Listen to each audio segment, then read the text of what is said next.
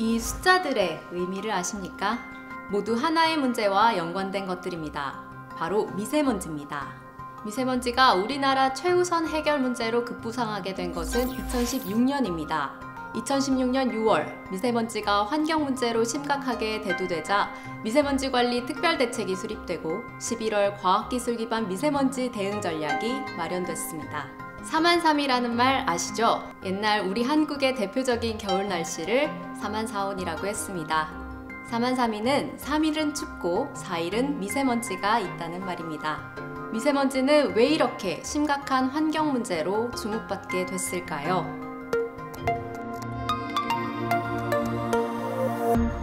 우리나라가 1988년에 서울올림픽을 개최한 때라든가 2002년 월드컵 개최 시기에 미세먼지 오염이 굉장히 심각했습니다.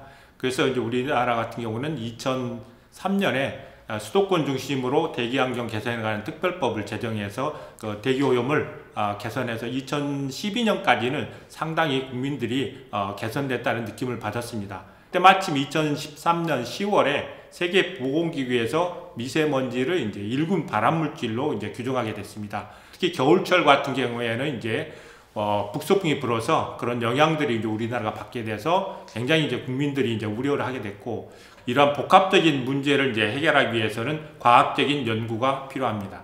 2016년 미세먼지 관리 특별대책에 이어 2017년에는 미세먼지 관리 종합대책이 발표됐습니다.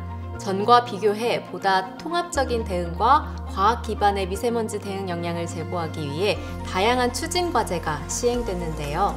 정부에서는 왜 이렇게 미세먼지에 대한 연구에 투자하는 걸까요? 중국과 한국에서 오염물질 배출을 감축하기만 하면 미세먼지를 해결할 수 있는 거 아닐까요? 미세먼지 R&D에 투자하는 것이 예산 낭비라고 하는 의견도 있습니다. 하지만 정말 낭비일까요? 미세먼지 R&D 사업이 왜 필요한지 전문가에게 물어봤습니다.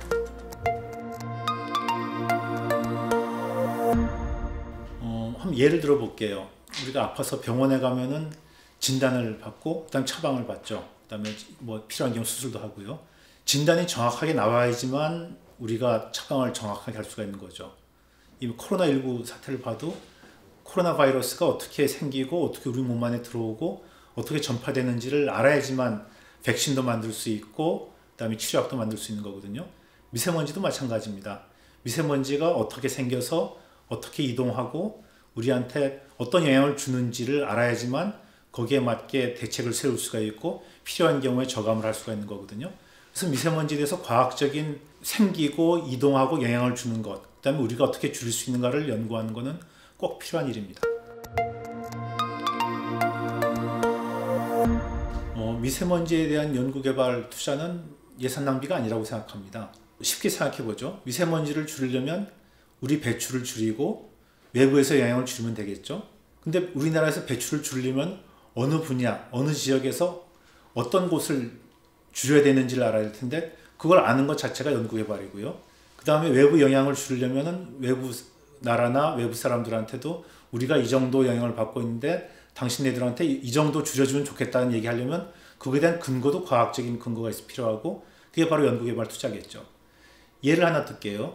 그래서 우리가 서울에 살고 있는데 서울에 사는 사람들한테 자동차의 영향이 더 중요한지 아니면은 석탄화력 발전소의 영향이 더 중요한지를 아는 것도 중요하고요. 그다음에 어느 정도인지도 중요하고 그걸 줄이기 위해서 경유자동차에는 어떤 제어 기술을 붙여야 되고 석탄화력 발전소에는 어떤 기술을 적용해야 되는지를 알고 그 필요한 기술을 만드는 것 자체도 연구개발 투자인 거죠. 그런 투자를 하지 않고서는 미세먼지를 해결할 때 그 모든 나라의 모든 걸 줄일 수는 없지 않습니까? 코로나19를 다시 한번 예를 들게요. 우리가 코로나19가 났을 때 진단키트도 금방 개발하고 백신도 이제 생산할 수 있는 능력이 있는데 그것이 그냥 뭐 몇 개월에 된 게 아니거든요. 오랜 기간 동안 바이오 쪽에 투자를 해왔고 연구개발을 해왔기 때문에 그런 플랫폼이 생겼고 그걸 단시간에 응용할 수 있는 인력이 생긴 거거든요. 이런 의미에서 미세먼지 연구개발을 하는 거는 미세먼지 문제 해결을 하기 위한 가장 기본적인 가장 필요한 투자라고 생각합니다. 정부는 2019년 12월부터 2020년 3월까지 넉 달 동안 미세먼지 계절관리제를 시행했습니다. 그리고 이를 통해 초미세먼지 평균 농도가 2018년 대비 약 27% 정도 개선됐다고 발표했습니다. 국내 초미세먼지 배출량을 최대 약 22,000톤가량 감축한 것으로 추정되는 수치입니다. 다양한 방법으로 미세먼지를 저감하고 있는 것은 긍정적입니다. 그렇다면 대체 이 미세먼지는 어떻게 발생하는 걸까요? 네, 저희 대기에는 산소가 아주 많습니다. 근데 그 산소가 많은 게 인간한테는 매우 도움이 돼요. 저희가 활동하는 그런 과정에서 많은 종류의 그 위해성 물질들을 대기로 배출하게 됩니다. 그러면 그 배출하는 물질이 대기에 오래 머물면 우리 인간한테 해롭잖아요. 그래서 그 물질을 제거하기 위한 그런 하나의 화학 공정이 대기 중에서 일어납니다.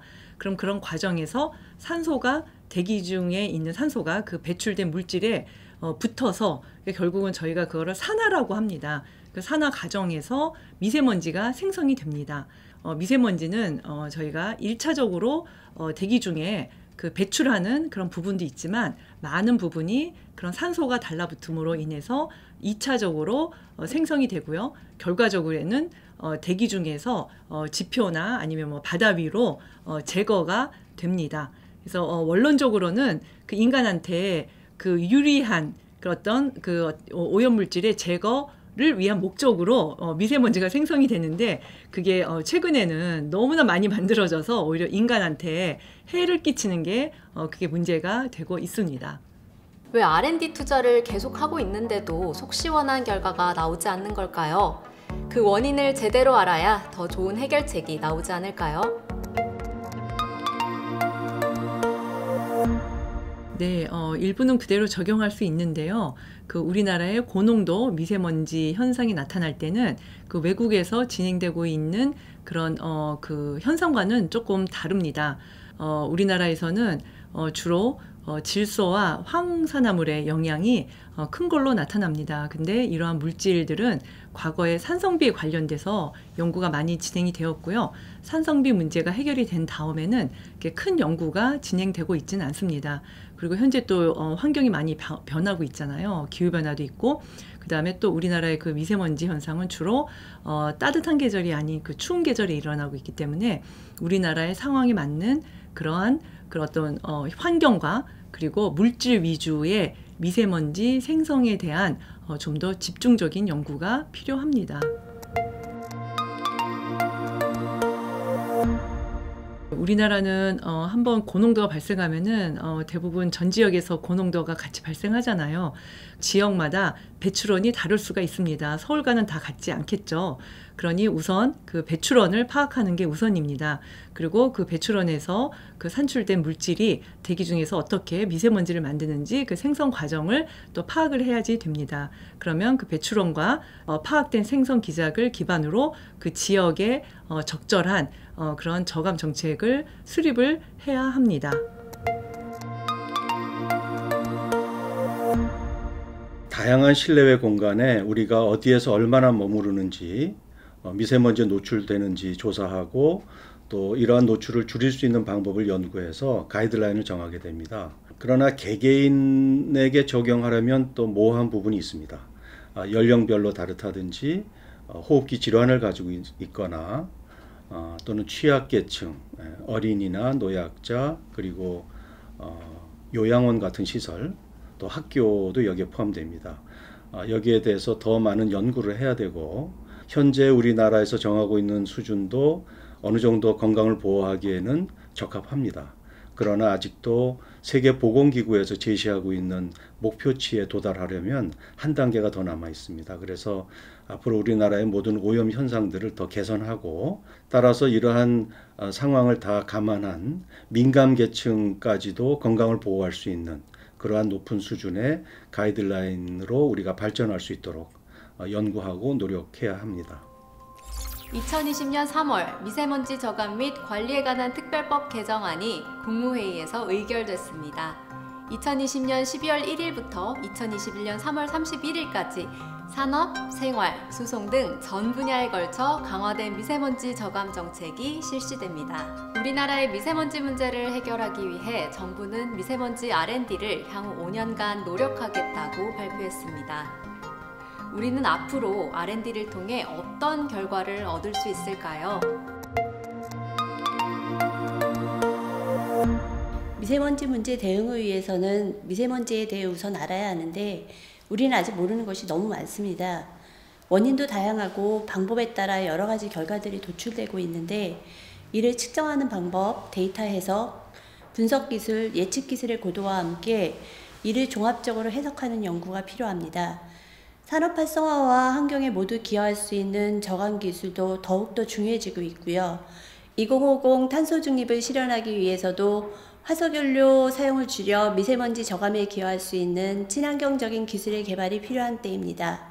건강한 삶을 위해서는 여러분들, 우리 모두의 능동적인 노력이 필요하지요. 따라서 인프라 확충, 기초연구, 기술개발 등의 R&D뿐만 아니라 교육, 즉 R&D 결과물을 통해 국민들과 소통하려는 노력이 앞으로도 지속되어야 합니다.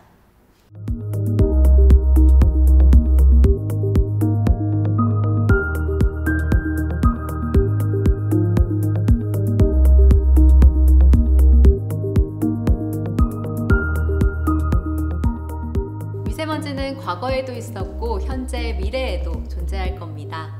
미세먼지가 환경과 인간에게 미치는 영향을 제대로 파악할 수 있는 기술을 개발하고 악영향을 줄이기 위해 미세먼지 저감 방법을 모색해야 될 때입니다.